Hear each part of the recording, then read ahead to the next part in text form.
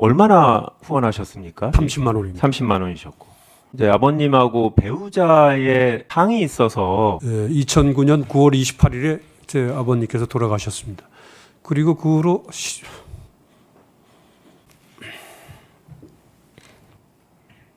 헌법재판관 후보자인 마은혁 판사, 진보정치계 거목이었던 고 노회찬 전 의원과의 친분으로 노 의원의 도서 출판기념회에 후원금을 기부한 적이 있는데 그 금액은 겨우 30만 원. 국민의힘 측에서는 정치적 중립을 위반한 인사라며 전원 불참을 결정했고 어쩔 수 없이 야당 단독으로 열린 인사청문회에서는 이를 두고 마은혁 판사가 뜨거운 눈물을 흘리는 모습이 생중계되었으며 특히 터져나오는 울음을 간신히 참는 표정이 많은 사람들을 가슴 아프게 했는데요. 도대체 어떤 사연이 있었던 건지 당시 청문회장 영상이 주목받고 있습니다. 네, 오늘 국민의힘 의원들이 문제 제기한 부분 중에 하나인데요. 후보자가 2009년 당시 노회찬 전 의원이 운영하는 연구소 출판기념회에 참여해서 이제 후원금을 기부했고 당시 법원으로부터 구두 경고 받은 일이 있다라고 합니다. 당시 노회찬 의원은 현직 의원이 아니었죠? 그렇습니다. 예, 전 의원이었고 원래 개인적인 친분이 있으셨던 분인 거죠? 인천적 민주노동연맹을 하면서 네. 알게 된 사입니다. 얼마나 후원하셨습니까? 당시 출판 기념회에서 후원하신 금액이 얼마나? 30만 원입니다. 30만 원이셨고 그 전에 이제 아버님하고 배우자의 상이 있어서 그때 혹시 노회찬 의원이 문상을 오셨습니까? 그렇습니다. 같은 해였습니까? 제가 말씀을 좀 올리겠습니다. 노회찬 전 의원께서 운영하시는 연구소의 출판 기념회가 열리게 한 달 전쯤인 2009년 9월 28일에 제 아버님께서 돌아가셨습니다. 그리고 그 후로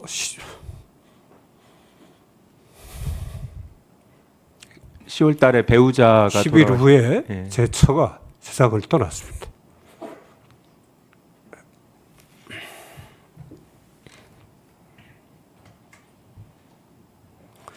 노회찬 의원께서 두 번 모두 문상을 놔주셨고 그래서 제가 그 출판 기념회에 가게 된 것은 그 두 차례 문상 와주신 것에 대한 답례로 가게 된 것입니다. 그러니까 예. 법원 행정처에서도 그런 점이 인정이 되어서 징계를 이 사안은 징계 사안이 아니라고 확인을 했습니다. 구두 경고는 징계는 아닙니다. 네. 그렇게 해서 다만 제가 너무나 그 어려운 상황에 있어서 여러 가지 살피지 못한 점은 있는 것 같습니다. 그래서 당시 법원장께서 김희수 전 재판관께서 법원장이셨는데 법원장께서 주의하시라는 그런 말씀을 구두 경고를 해주셔서 제가 흔쾌히 수용을 하고 그 이후로 저희 처신의 하나의 지침으로 삼았습니다. 네. 그러니까 이제 본인도 되게 큰 아픔을 겪으셨는데 이제 노회찬 의원도 낙선 이후에 그 연구소에서 하는 이제 출판 기념회 공식적인 정치인에 대한 후원금이 아니고 그렇습니다. 네, 그 연구소에 대한 후원금으로 내신 거였는데 2009년도 배우자 사별하셨는데 그 이후에 재혼은 안 하셨나 보네요. 네, 못했습니다. 네, 아들 혼자를 계속 키우셨습니까? 그렇습니다. 네, 뭐 많이 힘드셨을 것 같은데 어떠셨습니까? 네, 혼자 사는 사람 많은 분들의 겪는 어려움을 겪고 있습니다. 고하세요. 네. 인천 지역에서 노동운동을 하셨어요. 네, 당시에 80년대 학생운동 하시던 분들이 졸업한 이후에 노동운동, 빈민운동, 농민운동 이렇게 참여한 분들 많을 시절 아니었습니까? 아주 많았습니다. 네. 근데 이제 그때 같이 활동하시거나 아니면 비슷한 활동하시던 분들 중에 보수 정치권에서 활동하시는 분들도 있는 거죠. 아까 위원장님 말씀하신 김문수 의원님 같은 분, 장관 같은 경우에 네, 꽤 많이 있습니다. 예. 당시에 뭐 학생운동, 노동운동을 하신 분들이 정치적으로 편향돼 갖고 한쪽에만 지금 우리 사회에서 활동하고 계신가요? 그렇지는 않습니다. 네. 본인이 과거에 대학 졸업 후에 노동운동에 관여했다고 해서 그동안 했던 판결이나 앞으로의 판결에 편향적일 수 있다라고 생각하십니까? 아까 말씀드린 대로 헌법이 담고 있는 가치, 그것에 입각해서 법률을 해석 적용하는 그런 방식으로 재판을 해왔습니다. 네. 그런데 이제 오늘도 보면 노동 문제에 대해서는 되게 전문성을 가지시고 관심도 많으신 것 같은데, 그러면 반대로 노사 문제가 있을 때 사측에서는 우리 후보자가 사회적 약자라고 노동자를 보고 노동자에만 유리한 판결을 내리지 않을까 우려할 것 같은데 어떠십니까? 꼭 그렇지는 않습니다. 꼭 그렇지는 않고요. 그런데 근로기준법 등 노동법이라는 그 법률이 기본적으로 근로자가 종속적지에 있다고 보고 그 종속적지에 있는 근로자를 보호하는 것이 말하자면 평등하고 그런 관계를 만드는 것이다. 그런 관점에 서 있기 때문에 아무래도 근로자 보호의 관점에서 문제를 바라볼 수밖에 없는데, 실질적 결론으로는 가령 예를 들어서 뭐 해고 모여 확인 사건이라든가 이런 것들에서 항상 승소 판결만 제가 해온 것이 아니고 경우에 따라서는 근로자가 패소하는 원고 청구를 기각하는 그런 판결도 꽤 있었던 걸로 알고 있습니다.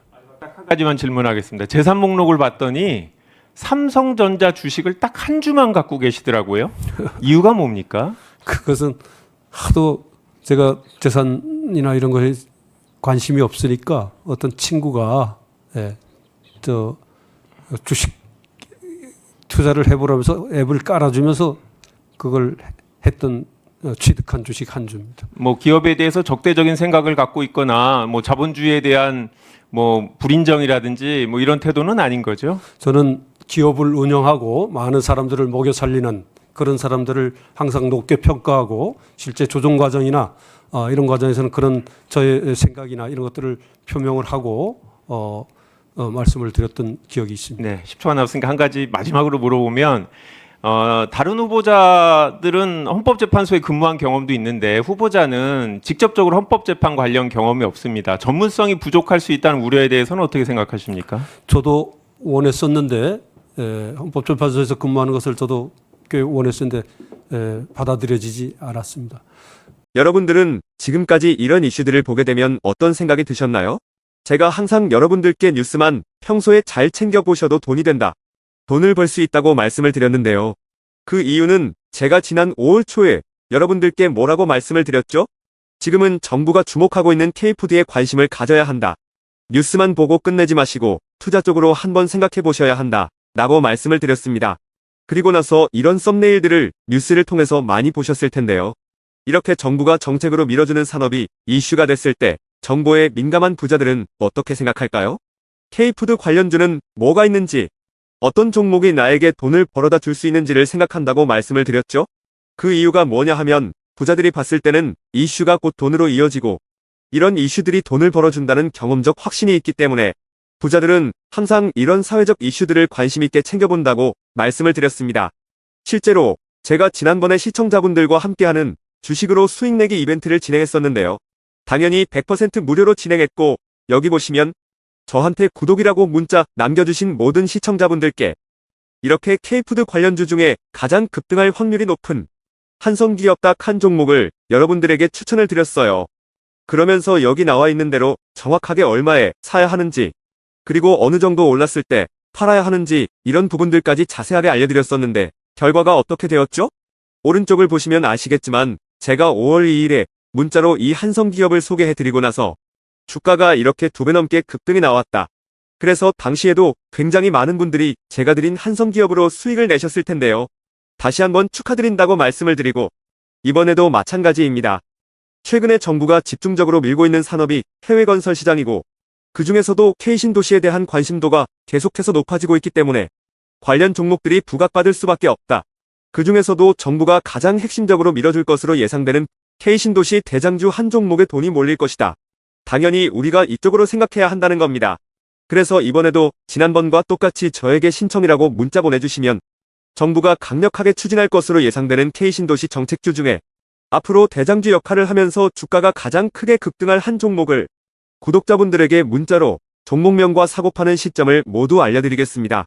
그래서 여러분들이 주식으로 돈 버는 연습을 한번 해보시라 이렇게 말씀을 드리고, 지금 이 영상을 보시는 시청자분들 중에 나도 이번 종목이 궁금하다 하시는 분들은 누구나 상관없이, 그리고 어느 시간대나 상관없이 부담 없이 이렇게 상단에 제 번호를 항상 남겨놓고 있습니다. 제 번호 010-4406-8870번으로 저에게 지난번처럼 신청이라고 문자 보내주시면 제가 이번에도 똑같이 무료 추천 급등주 문자를 보내드리겠습니다. 이해되시죠? 그래서 제 번호 010-4406-8870번으로 신청이라고 문자 보내주시면 여러분들이 직접 이슈를 통해서 돈 버는 연습을 해보실 수가 있는 거고, 제가 돈을 받는 것도 아니고 투자를 대신해드리는 것도 아니기 때문에 부담 없이 신청해주시면 되는 겁니다. 그리고 수익이 나면 저는 다른 것은 바라지 않습니다. 제 채널에 구독, 좋아요 한 번씩만 눌러주시면 감사하겠습니다.